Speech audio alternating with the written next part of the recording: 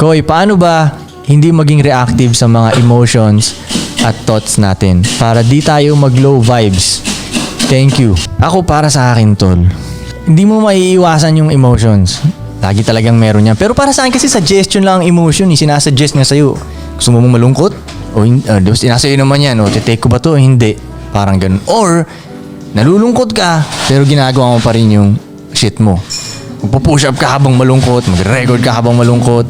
Same lang yung gagawin mo, baga. Para sa akin nga, kung sino ang pinaka-sumusunod sa emotions nyo, ano siya eh, matagal ka, mas maiiwan ka sa baba. Lagi mong sinusunod yung emotions mo. Kung ano-ano sabihin sa'yo nun eh. Diba, hindi naman siya tama o mali. Kung ano-ano isasuggest sa'yo nun eh, diba? Kaya kung the more na sumusunod ka sa emotions mo, mas maiiwan ka sa baba. Parang ganun. Tsaka gawin nyo na ng tignan, lalo na sa ating mga lalaki. Kasi ang mga babae, tol, ano talaga yan sila eh. Emotional creatures yan sila eh. Talaga emotions, lahat. So, kung grabe ka rin ka makinig sa emotions mo, ano ka? Oh, di ba? So, parang babae ka din, di ba? Parang gano'n. Kumbaga sa atin nga, bilang lalaki, kailangan, kaya mo siyang hindi pakinggan eh. Doon ka nga matitesting eh. May mangyaring malungkot sa'yo, okay. Nararamdaman mo siya, pero attack pa rin, di ba? Parang kunyari, di ba, mga militar. Sipin mo, namimiss naman talaga nila yung pamilya nila eh. Pero kailangan nila makipagbarilan para maprotektahan yung pamilya nila. Oh, hindi nila pakikinggan yung nararamdaman nila. Kung pakikinggan nila yung nararamdaman nila, uwi sila. Pero hindi, kailangan nilang gawin yung ano eh. So doon matitesting din yung pagkalalaki, yung pagka-G mo. Kaya mo bang hindi pakinggan yung nararamdaman mo? Am I right, Mr. Mendoza? Definitely right. Yeah. For sure. Hindi, tol, tama nga talaga yun. Ako, actually nga, bukod dun sa emotions, pati thoughts, di ko rin pinapakinggan. I practice it na hindi siya pakinggan at hindi i-execute ko ano yung thoughts ko most of the time. Kasi nagiging distraction siya. Ang utak natin will never shut down. Kahit tulog ka, thoughts still, go around your brain, something like that. So, most likely, pag pinakinggan mo yung thoughts mo palagi, mapupunta ka sa actions na towards pleasure. Kasi yung thoughts mo, most likely, gusto niya ng pleasurable things. Diba? Pag tumambay ka, parang gusto ko ng something to eat or something ganito, something ganyan. Gusto ko manood ng ganito, gusto ko tumambay, gusto kong ganyan. Yun talagang most of the time first, diba? Parang innate yun eh. So, huwag mo pakinggan. Dapat. Para sa akin, parang nabasa ko, you set your goals. Okay. Start from there. Make a plan. So, ang gagawin mo lang, papakinggan mo lang kung ano yung plano mo. So, plano ko today, magtrabaho ng 3 hours, ganito, whatever. Magboxing ng ganito, whatever. Pag halimbawa, tignan mo, nagme-medyas ka na, mag-workout ka na, nag-IG ka bigla. Pinakinggan mo yung thoughts mo. Gets. Na-delay ka ng 30 minutes sa gym. Totoo. Nangyayari yun, di ba? Nangyayari talaga naman. Ako, minado ko, nangyayari yun. Pero you need to practice na alisin yung mga ganong bagay. Parang stick to the plan, no? Stick. Parang isipin mo, tol, kung sniper ka, kasama ka sa isang operation. So, tapos na-distract ka. Paano yung body mo nakikipagretratan doon, umaasa sa'yo? Paano yun? So, kasi pag comes wartime, di ka pala maasahan. Kasi, bilis ka ma-distract eh. May dumaang sexy, nag-scope ka doon. Pagbalik mo, wala na yung kasama mo. Paano yun? Diba? So, parang everything, I look at everything as a matter of life and death. Parang ganun as a man. Diba? Parang life or death yung lahat ng moves mo talaga. Kung tutusin, it all boils down to life or death eh. Magsusurvive ka pa o hindi. Kung mas may powerful sa yung tao, nasa baba ka ng chain. Hindi ka agad, hindi ikaw yung mga top priority na mag-survive sa mundong to. Pero kung nakagawa ka ng paraan, maging importante ka, isa ka sa unang re-rescuein sa mundong to. Sa tingin mo, Frank, anong klase yung powerful na tao? Sa what?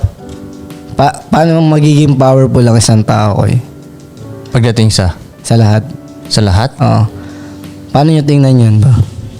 Ako na lang magtatanong ko. Supreme human being. Mga ganun. Close to criteria yung tinatanong niyo. Alam mo, tol, Frank, tama nga yung sinabi mo talagang life and death. Lalo na sa ating mga lalaki, tol. Life and death talaga ang laban, tol eh.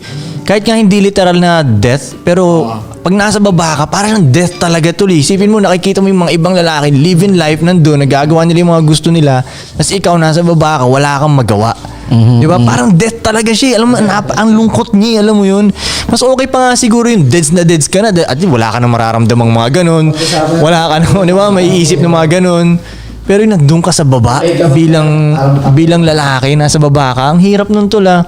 Lalo na't nature ng lalaki na gusto niya laging umangat di ba? Hindi mo magawa. Kaya nga bawat moves mo dapat papunta sa paangat mo na lahat ng moves mo talaga eh. Hindi siya biro tol eh, lalo na ngayon na yung mga mayaman, payaman ng payaman, tapos mahirap, pahirap ng pahirap. O dalawa na lang yung moves ngayon eh. Oh. Saan ka ba papunta dito? Fuck! Di ba? Parehong mahirap din naman siya. Parehong mahirap din siya. Tangina, dito lang ako sa kabilang mas mahirap. Pero may ganun talaga yung life and death talaga sa ating mga lalaki. Hindi rin biro. Lahat hindi biro sa atin, tol. Mahirap maging lalaki sa totoo lang, tol. Yeah. No? Kasi wala nga pakialam ang mundo sa atin eh. Yeah. Oo nga. Oh. Minsan nga ako mas Lahat ng maaga batas pang- para sa babae, halos lahat. Minsan nga mas maaga pa namamatay ang mga lalaki. Malamang. Kasi sa lalaki, hindi mo malabas yung emotion mo eh. Compare sa mga babae na mas mahaba yung buhay. Bakit, tol? Dahil ba yan dun? Oo, ganun din daw ang sinasabi nila. Kasi yung mga babae, kaya di ba mas maraming matandang babae kaysa sa lalaki. Kasi yung mga babae nalalabas nila yung emotion nila, iniiyak nila. Hindi katulad ng mga lalaki, kahit mahinang klaseng lalaki, parang kinikip nila yung nararamdaman nila. So pumuputok sa loob mo ba? May tendency. Pero hindi ko rin sinasuggest na ilabas nila yun. Oo nga, kasi di naman dapat talaga. Oo, parang ganun. Okay lang, kumbaga siguro ganun na, kumbaga parang tanggap na ang lalaki para sa ganyan trabaho, siya yung mamamatay. Parang sa sundalo, di ba? Normal lang, di ba? Parang ganun eh. No?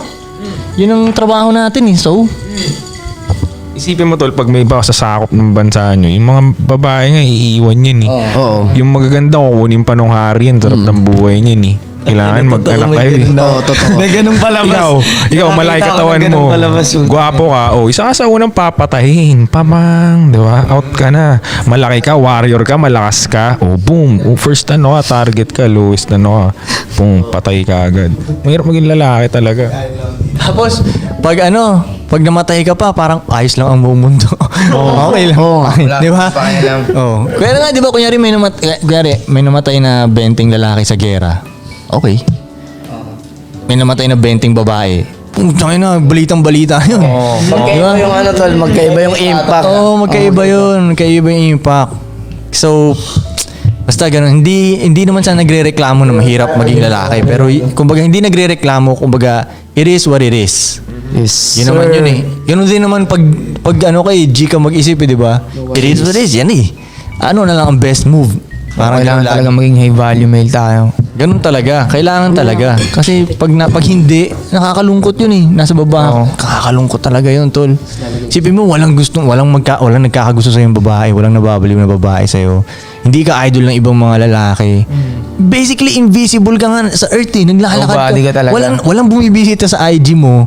Lalakad ka doon. Walang tumitingin sa'yo. Walang may interest sa storya mo. Walang gustong makinig sa'yo. May problema ka. Walang gustong makinig. Walang gustong tumulong sa'yo. Fuck! Di ba anong hirap nun? Ayoko yun. Buti na lang. Ayoko yun. Ayoko mag-invisible. Buti na lang.